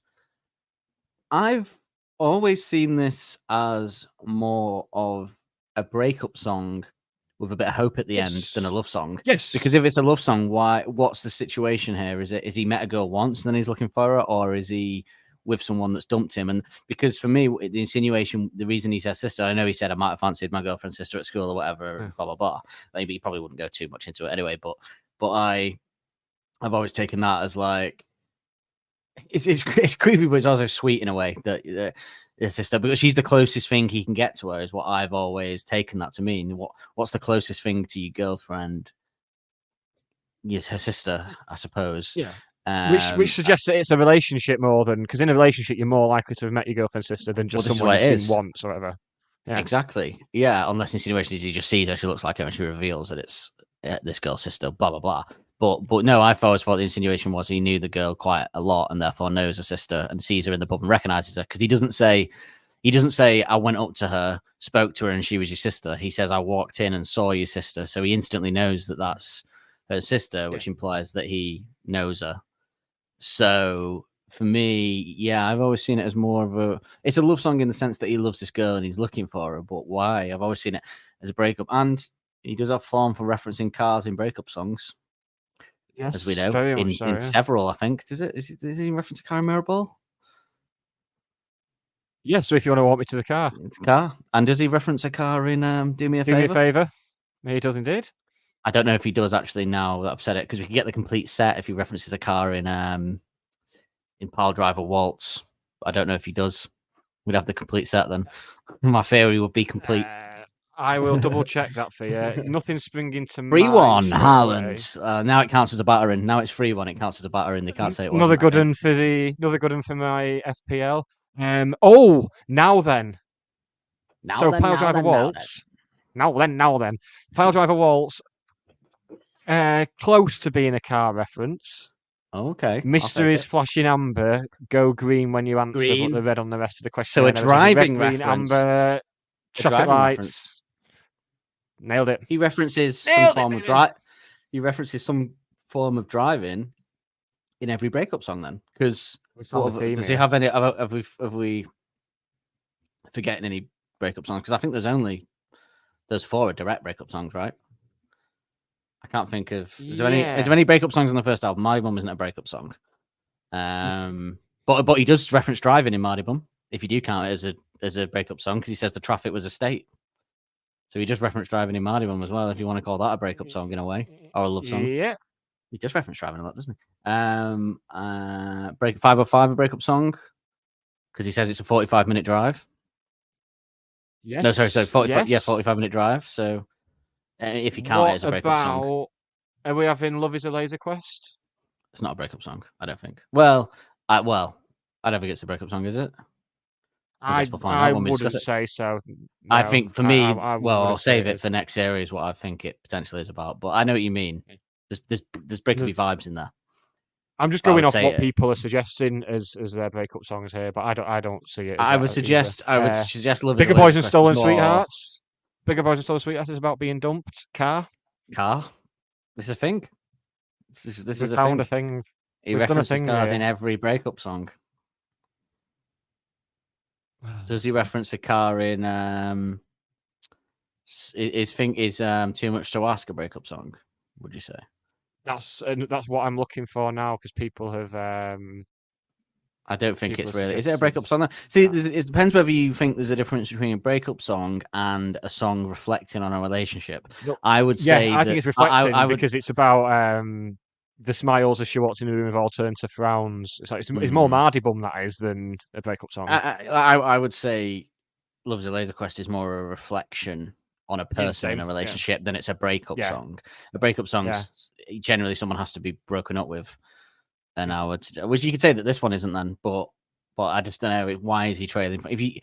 I've always seen it as somebody depressed because they've broken up with someone that they love, so they're trailing from pub to pub looking for someone to fill the hole, to fill the void, or looking for them directly, but keep seeing people that look like them.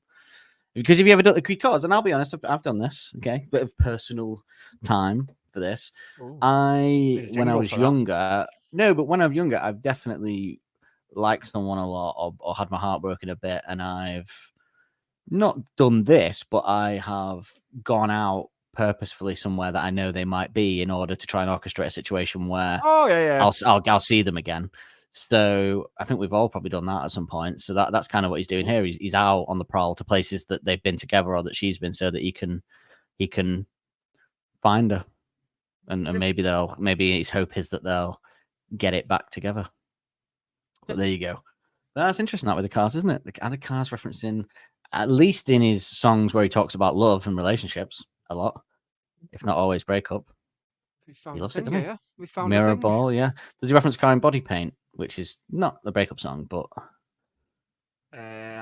no, it's not really a breakup. In fact, I wouldn't count it anyway. Actually, as a breakup song, it's about it's about being cheated on, isn't it? We suspect, but yeah, or him doing the cheating. Actually, to be fair, we don't know where that lands. Yeah. No. But yeah, there's no car reference in that except for it being on the car. Okay, interesting. Yeah, but on the car, we'll, is that reference in itself? But we'll keep an eye on that as the series progresses. Yes. I'm sure one of our listeners will send us some kind of idea on that as well. So, but shall we have a little? Yeah, if you just do our work for us, that'd be nice. Shall we see? We did a good job of it from memory, to be fair. Johnny Kennedy. What the band saying? Got a long clip this week because the first, So the first half of this is some extra talk on not necessarily Fire in the Fud, but it's a bit of a hangover from that. But it's specifically about beats and helders and stuff, which is interesting. So I kept it in there. So yes, bit of a longie. Excellent, and we'll bookend it with the corresponding jingle. Too much to discuss over a bucket of balls. It is Fire in the Third, Arctic Monkeys on Exposure XFM. I'm John Kennedy, and with me tonight I've got the star of Rhythm Magazine, Matt Helders, and Alex Turner, talking us through it track by track. And the drums. Well, let's talk about the drums. Yeah, I think we should talk about the drums. I mean, you're talking about having almost like a beat library in your head that the others almost kind of ask you to access and deliver these beats you might have thought up in Soundcheck 3 years ago. What about that one? I mean, how do you do that? It's like... and how do you remember them? Did they get named? No, well, sometimes I record sometimes a bit they of get actions. Sometimes, like, I'll know what someone... if Val suggests one, if he wants to bring one up from the... It's like them things with evidence where police go down and ask for evidence from, like, cold case. The Wire. The Wire. It's like a cold case. Says, I'll go and look on shelf and... But yeah, sometimes it'll be more of a... Remember that one? Sometimes them shelves get a bit messy and you can't tell what things aren't where they should be. Yeah. But then sometimes stuff's born out of that, isn't it? Yeah. But it'll be like... Because I can't... So I'll just remember like how they look when he's doing... The arms. And so I'll sort of be like the one where you do... No, yeah. And sometimes that'll be enough. But at the moment, if you ask me to... I mean, there's probably not that many in the bank at the moment, actually. Just sometimes come along when...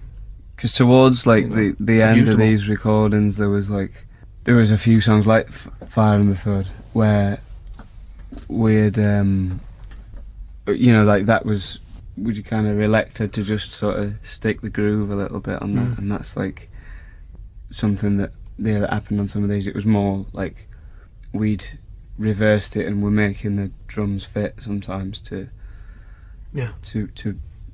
like songs that were kind of more fully written before, so I suppose it was like a slightly different way of working for us, but still good, and I think that's certainly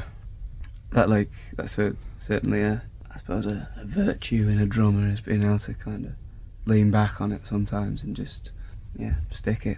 Yeah, stick it to no, it's ideal. I mean, it kind of reminds me of say like James Brown would be able to ask his drummers to come up with certain kinds of beat, and they had their own musical language that they knew associated with place or something. So he'd say, right, I want a New Orleans something or other, and suddenly they'd slip into that, and then he'd I mean, there are ones I can remember where I were when I made certain beats up, so it works. If you were to say Blackpool Empress Ballroom beat now, that would be Brian Storm. Yeah. There you go. Yeah, there you go. It's like, and that's ongoing, that library, isn't it? I mean, it's things are getting... There's reissues, and it's cool. I also think when you have those like moments, probably like that, the tune you just played, which was Fire in the Thud, right?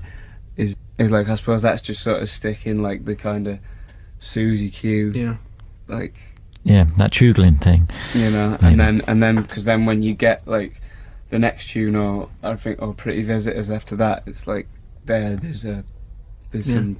Well, stupid... even the end of that goes a bit.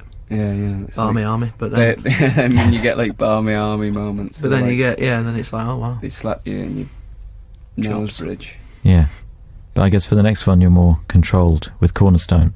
Oh, that's the next tune, isn't it? Yeah.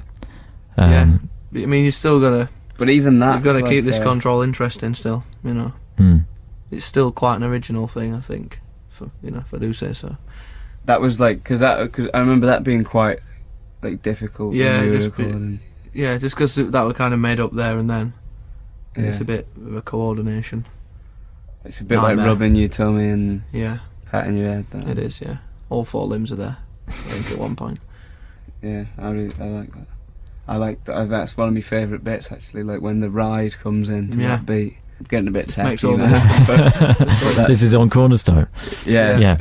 But it's just like that's what I'm saying. Like I almost often think of like the drums like visually, and like that was like a cool when he was recording that. It's just like, and then this like the ride comes in. It feels good. Sweet. Feels good. It's a good motion. Right. If you could see you need a webcam. the actions now, we need the webcam on. It's important. And so I guess is Cornerstone the ballad of the album? It is. I suppose that's got both. That's I guess that's up to its knees in ballad more. Up to its knees. And what's it about, do you think? Again, that was one of the later ones I wrote, and I suppose it's about a search, obviously.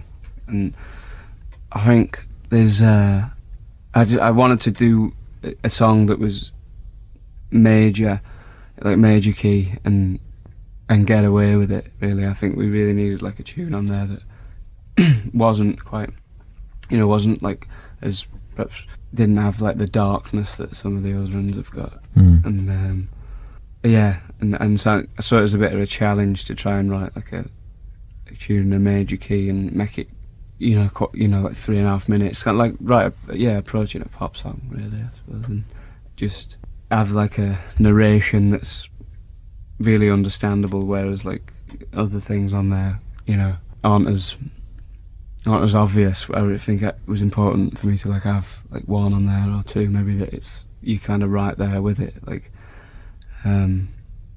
there's this when we were on tour with the Coral a couple of years ago, those lads played as this guy, and they were like, I think you'll really be into this fella Jake Thackeray, who has a very funny, very humorous lyrical style. Like, is it Where Do You Go To My Lovely When You're Alone? Is that him? Have we spoken about him before? I don't know. I don't know. He does that tune called La Di Da, and there's this other one called The Blacksmith and the Toffee Maker, and they're like the stories, and often like the verses begin the same, and there's like jokes in there, and there's like some live stuff where he'll be sort of stopping for a laugh and then start carrying on. There's like some of that, but it's really like great, and so maybe there's a bit of that in my head, like writing this. Not that it's kind of not as humorous as his work, but perhaps that was what I was trying to aspire to, or something, was like, because it's a real craft and like interesting rhyme, and like the things he references sort of are a bit pokey sometimes, like the a bit cumbersome, but I think interesting. And this is it. This is Arctic Monkeys with Cornerstone on Exposure XFM. Too much to discuss over a bucket of balls. Absolutely buzzing to see Jake Thackeray get a mention there as well. Well, key things from that, I thought the Helders beat library, the fact that he has these, and that kind of confirms our theory. I think that a lot of the songs start with the bass and the drums, because Helders will do a beat, and then Nick probably does the bass, and then everything else comes together, and he has this library. I like that the was it Blackpool Empress Ballroom that he said that the Brian Storm one was where he wrote that. But he called it Brian Storm, which made my shit itch a little bit. Brian Storm, not Brian Storm. What do you mean? First name Brian, second name Storm. You're not allowed to get annoyed about the way that the person that wrote the song says it. I wasn't seriously getting annoyed. It's just one of those little. There's just one of those little vocal things that you never, because you always hear it called Brian Storm, not Brian Storm. So at first listen, it's a bit. Yeah, okay. I'll pretend I know what you're talking about. You normally hear it when people say the name of that song, they'll have the emphasis on the word Brian, whereas he's had the emphasis on the word Storm. That's it. It just took me by surprise. But I like the idea of Helders having like beats like stored in his head in the same way that Alex has these little phrases that he picks up and stores for future use. I love that. And he pulls them out, and he wrote that so he wrote the Brian Storm beat in the warm up to that gig then, presumably. Yeah. And then they went do that, and they had a song. Yeah, interesting that he has that. I thought as well. Interesting that Helders also said that they still needed good control on a song like Cornerstone, which is pretty much what we said about the drums and the bass still being great. I think the choral reference for the Jake Thackeray is nice, and we talked about Jake Thackeray on our Shadow Puppets subscriber content, I believe, before a couple of times, haven't we? Yes, yeah, and he's popped up because I think he's a big favourite of Jarvis Cocker as well. So he's peak Yorkshire, Jake Thackeray is, so it fits that he'd be into him. Yeah, and he's really worth reading about Jake Thackeray. Very, very interesting, bonkers character. And he said humorous there, which led very me. Funny. He said he was trying to be funny, Alex, in this. Just give yourself some credit, Alex. You've written some humorous lyrics before now. But we know you can do it. That interesting. Again, it makes me just think people reading too much into like some of it. I think it's just odd, funny little quirky things that he's saying rather than like an actual place or anything like that. Do you know what I mean? So yeah, I think interesting discussion on Cornerstone. I reckon. I enjoyed that. That's probably the most I've enjoyed one of those chats. Actually, I mean they're always good, really insightful. I always pick up something I'd not noticed before, but that's the best one yet, I think. Do you want to talk about the music video briefly? Yes, let's do it. So the music video for the single debuted on Channel 4 in the UK, back when the music video just debuted on Channel 4 on 15th of October 2009.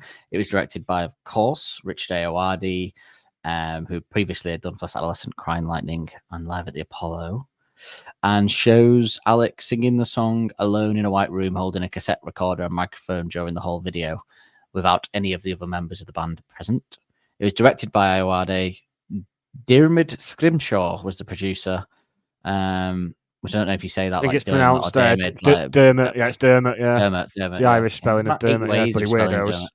I know. Well, it's funny that though, because I had an uncle called Dermot, and he was Irish, and it was spelt the way that we would spell it. Yeah, normal way. Yeah, normal way. Production company Warp Films, as ever. Director of photography Eric Wilson, and the commissioner Johnny Bradshaw. Look at me, I'm the commissioner. Yeah. Great video. Finally, a decent video in this. Not much to it, but still great. Lovely. Funny. It's that kind of odd humor as well.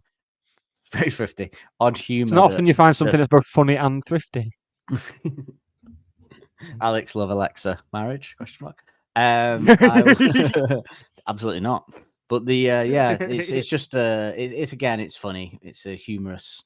There's that sort of odd sense of humor. It's funny to see him doing that. And some people I'm sure watch that and go, "Oh, what a knob," because they don't understand that it's tongue in cheek as ever with this band. That people don't understand that it's a bit of a joke.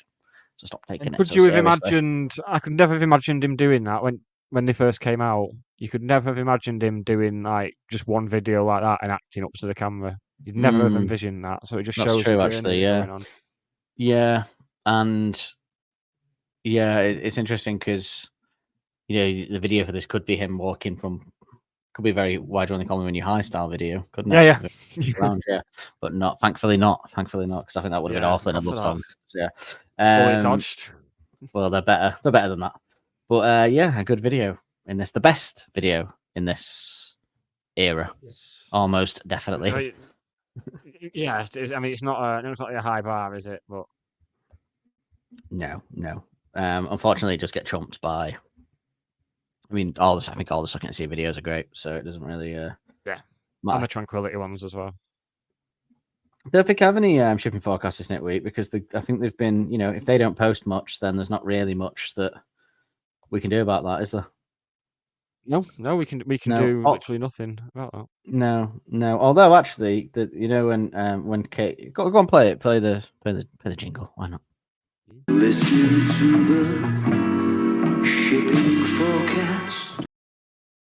When Katie posted that picture where you could see Jamie and his scuds in the background, she also posted one of him sat on a couch looking down at his phone, looking a bit pensive with a fresh haircut in a denim jacket with his chest hair stuck out, and a nice little picture of them both having a little hug and looking to the camera. Jamie's got a very that's nice, isn't it? Yeah, solemn face on in the picture. But yeah, very nice in black and white. So there you go. Do you want to give your favorite lyric? I'll let you. Too busy with the mind on clever lines. Ooh. Your favorite lyric and your second favorite song recently dethroned. It's tough, Big moment.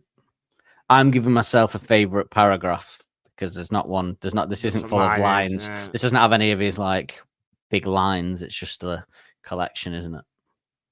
Yeah, so mine probably Tell Me What You Had a Place and Would I Forget Your Face. I've asked everyone. I'm beginning to think I imagined you all along.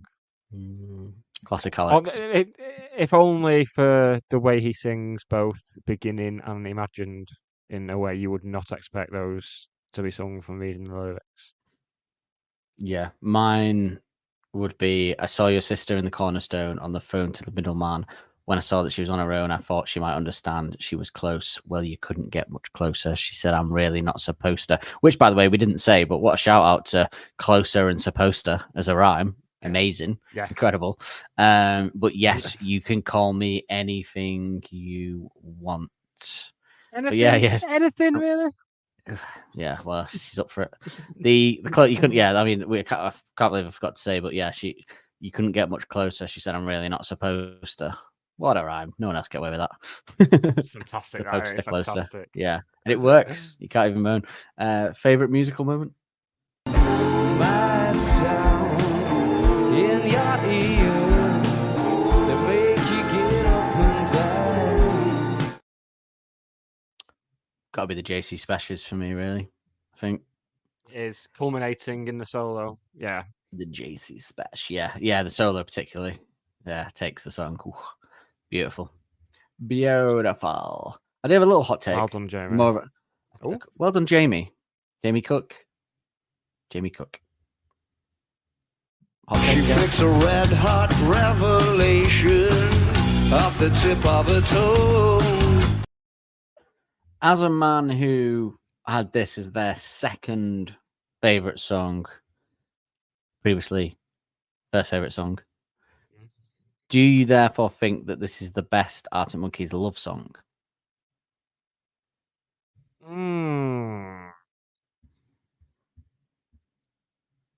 No, probably not. No, in fact, no, it's not. No, it's. I don't think it's the best. I mean, best and favorite are two different things. It's my favorite. Oh, it was my favorite Arctic Monkeys love song. It will be, yes. It's your favorite Arctic Monkeys love song, but you don't think it's the best. Speaking from a non-biased point of view. Yeah, I would not say it's the best. What would you say? Okay, I'm not saying yet. Are you not saying? I'm not saying yet. We'll get to it. Well, people will know what my answer will be because they know what my favorite song is. Therefore, I think of that answer, and you won't go far wrong with what I think is the best one. So I think it's objectively.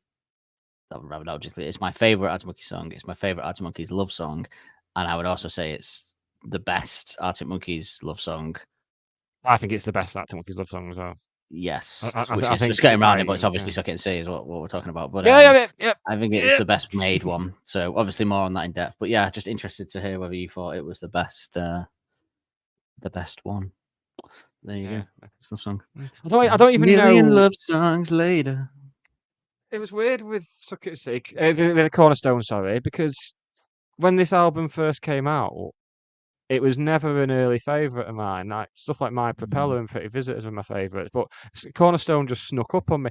In fact, I don't think I ever really had a favourite until we started the first episode of this pod, and we outlined You what had we're to going to give do. an And answer. one of the things was to pick your favourite song, and then I didn't even have to think about it. It just came out. It was like Cornerstone. I was like, oh, that snuck up on me. Didn't know.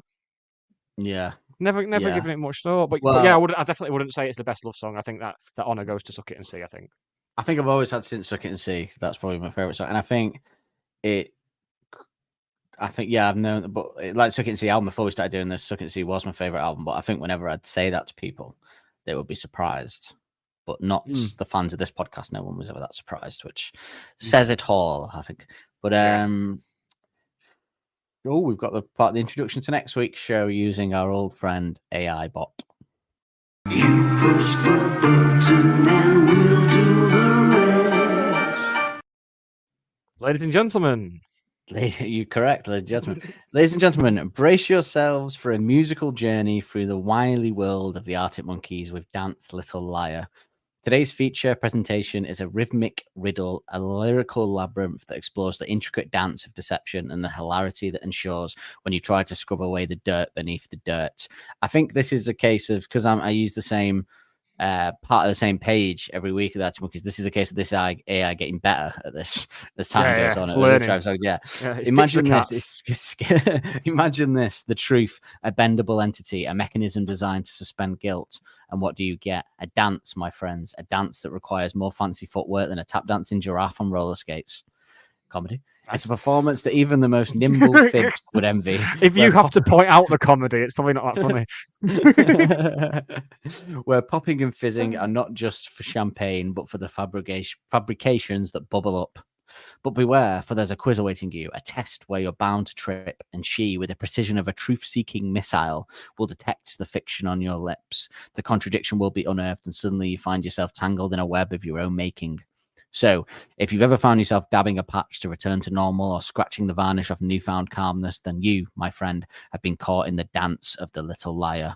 As the Arctic Monkeys unveil the lyrical escapade, let the rhythm carry you through the absurdity of it all. Because in the world of Dance Little Liar, deception has never sounded so delightfully rhythmic. I was already quite excited for that, but yeah. Yes, very excited for that. This is a possible. This is where we're getting into first place crowning times. I think on this album for me, songs that are potentially like there was a few that I thought back then, Dangerous Animal stuff like is it gonna? But I think this is the point where I'm going to start to be getting into my top echelons. I think of the album. The next there's only 3 tracks left. This one, can you believe it? Yeah, and 2 of them are very underappreciated. One of them, all 3 of them, probably the most unappreciated song in the discography, I would say. Oh, well, we'll save that for you. Can have that as your hot take on what I will imagine will be the last episode of this album before the B-sides. You can have that as you agree. Excellent. Yeah, you can have that as your hot take then, can't you? But yes. Next week for me is a top tier. But I would say this song's underappreciated though by everyone. When do you ever hear anyone talking about this? Yeah, not this song Cornerstone. This song, even the band. Why's Dance Little Now? I've never been cracked back out. What a tune! Yeah, I think it falls into the theory of Secret Door that it's too personal for Alex to want to dredge up. That's the question. More on that next week. More on that next week. We'll see. Yes, we will be back next week with Dance Little Liar, which will be episode 8. Also a great Nick don't episode. Forget... Just to preempt that a bit. Oh, I thought you meant me then for a minute. I was like, no, God, no, of course not. God forbid. Yeah, you've had 2 of your favourite songs this week, and what a day, yeah. Cornerstone and United get beat at home. No, not at home, away. I don't think I'll be peaking again until Body Paint now. No, I've just remembered all of Suck It and See. It's going to be great. Right, we'll be back next week with Dance Little Liar. Don't forget to like, rate, review, subscribe, follow all our channels across social media. Well, yeah. Tranquility is probably my most anticipated series. Yeah. But after Suck It and See, well, no, Suck It and See is because I love it so much. But for tracks to discuss lyrically as well, Tranquility is the one that I'm looking forward to the most. I think. of getting into We it. got some long episodes, baby. Get into the nitty gritty. So to play you out ahead of the end of the episode, very nice of you, yeah. Dan. You allowed me to. There was 2 versions of Cornerstone Live that we were thinking of. I think I can see the allure of Glastonbury 2013, but And whatever in you the play, I'm going to end- edit it in Glastonbury 13 when I do the edit anyway. Oh yeah, So of it's course, irrelevant, of course you really. are, yeah, fine. Yeah, well, I'm not going to. Well, you've revealed that you've gone for the other one then. yeah, so I've gone for Corona Capital 2022 in Mexico, which another brief hot take is now my favourite live Arctic Monkeys performance. I think. Well, Besides I don't know what 2013, obviously. I don't know what you mean by this, so I'm going to watch it and I'm going to assess whether I think it beats Glastonbury 2013, which, to be fair, isn't necessarily that amazing because it's Mardy Bum that takes the orchestral biscuit in that scenario. But orchestral biscuit, I sound like the AI now. But I'm learning; it's teaching me. Shit. But I will.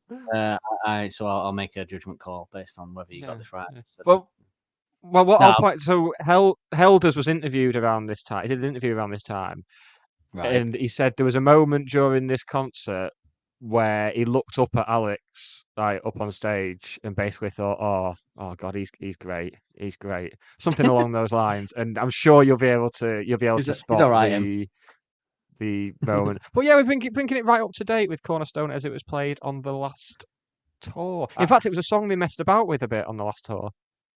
Yes. Okay, so we're looking for video subscriber people. We're looking for the moment here that held us, and we'll discuss it in the post-show chat. What I think that moment is, then, shall we? Yeah, the moment that held us realised that Alex is great. Which, if I was Alex, it took 7 albums, did it? But all right.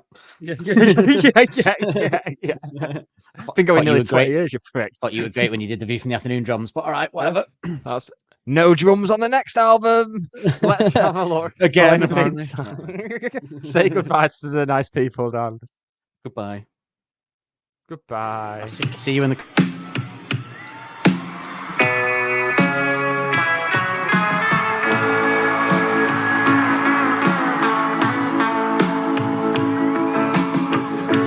I saw you in a battleship, but it was only a look-alike. She was nothing but a vision trick. Under the warning light, she was close enough to be our goal. My chance to turn to toast when I asked her if I could call her your name.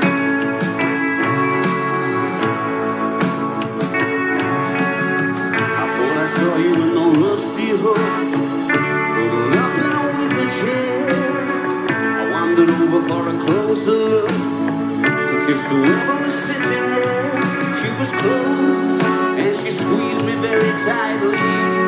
Till I asked softly, politely, please, can I call you her name?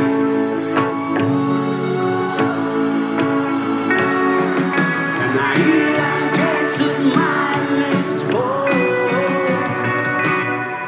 Yeah, I let him go the long way round. I snatched his sent down the seatbelt and kept my shortcuts to myself.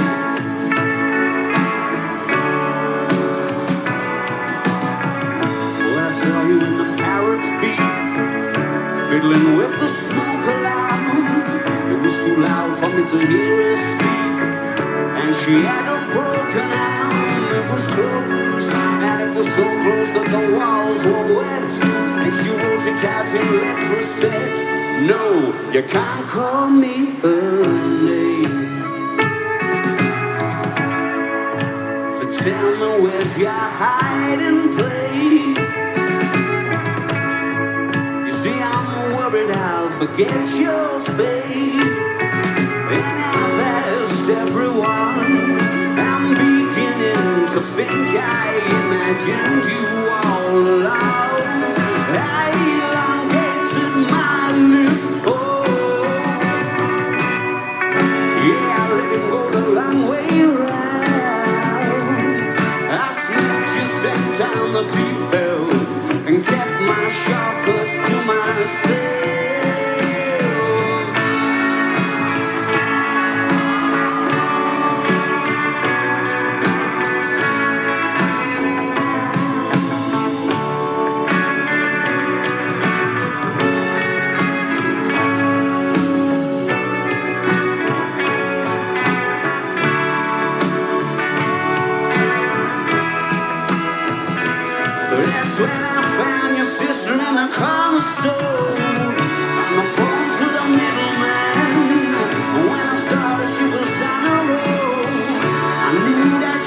understand. She was close where you couldn't get much closer. She said, I'm really not supposed to, but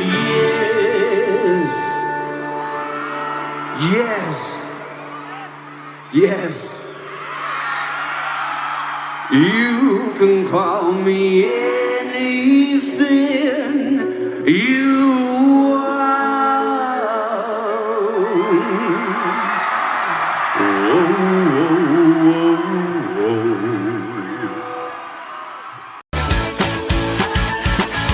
Don't Believe the Hype is hosted and produced weekly by Nick Lee and Dan Holt.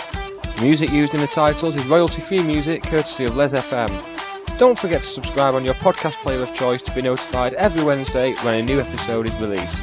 And if you want to help us out further, be sure to like and review to help make us more visible to like-minded souls. We will see you next week with more of the same.